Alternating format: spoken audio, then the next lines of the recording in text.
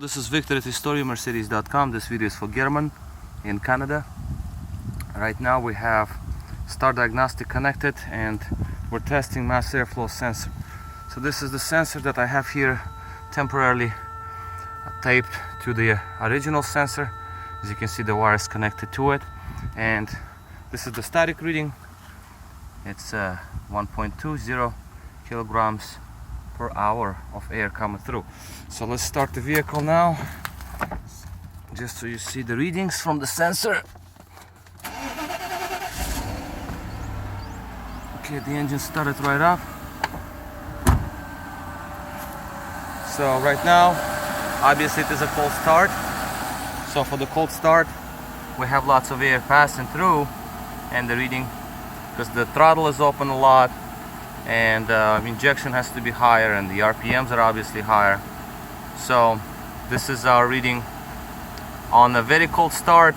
It's pretty chilly out, but as you can see, readings do change. And obviously I have some air leaks here and there because it's just taped together. What we're gonna do next is unplug it, plug in another one, and we'll see what's the other one saying. Say again 1.7, 33 now. The reading is gonna go down because as engine heats up, less and less air is needed. You see 1.6 volts. Let's plug in another one, just so you can see that readings are close to each other. Now, obviously this is not the greatest solution, but the sensor over here has 214,000 miles. The one on top has like 100 or something. So you can see the readings are 1.7 because the sensor that's above is fresh, more fresh. It actually reads a little better than the one that is under it. So as you can see, we're having close readings with both sensors. That is basically the best I can do in terms of showing you that sensor is working, and it's basically ready to go. You plug it in, it should do just fine. Again, this is how this engine runs. It runs, this is a high mileage 214,000 miles engine. The chain has some stretch to it, but so far I don't see any vacuum leaks, so it runs pretty well. So let me go and accelerate it quickly. Okay, this is a rare 500 SEL with all the features of 600, but as you can see, we got ADS, ASR and everything. Acceleration is exactly the same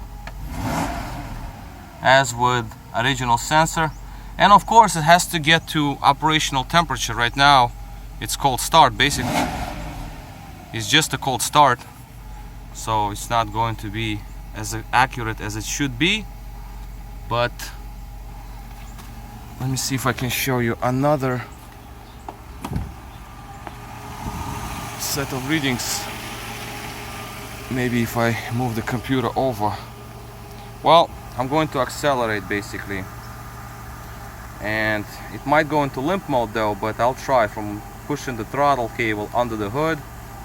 So again, we're looking at these readings. We got our RPMs dropping, we have our throttle angle closing, the throttle plate is closing, and obviously readings go lower because less air is passing through.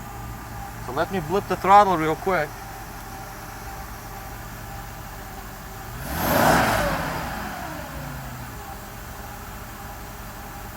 You see it went up a bit, but again, this is old school computers diagnostic. It's not gonna be as quick as the newer systems, so you can't really see much of a difference. But let me try. Well, at least let me try. Hold on a second. I want to get this done so it's 100%, so you know exactly what you're receiving on your end in Canada. So let's do this. I'm gonna put the computer in here inside the car, and I can accelerate and show you different readings. pardon this video, it's very choppy, it's outside, it's cold, and it's the last day of of 2016. Tomorrow is 2017, so anyway, so here we are. This is steady acceleration.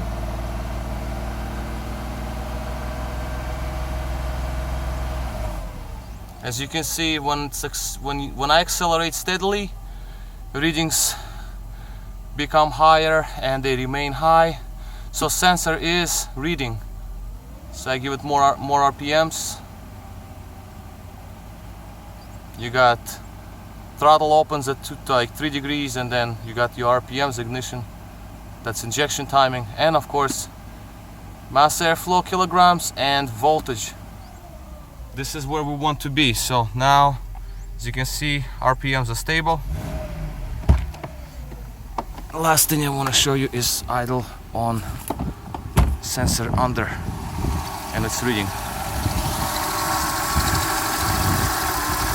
Unplug, plug, back in.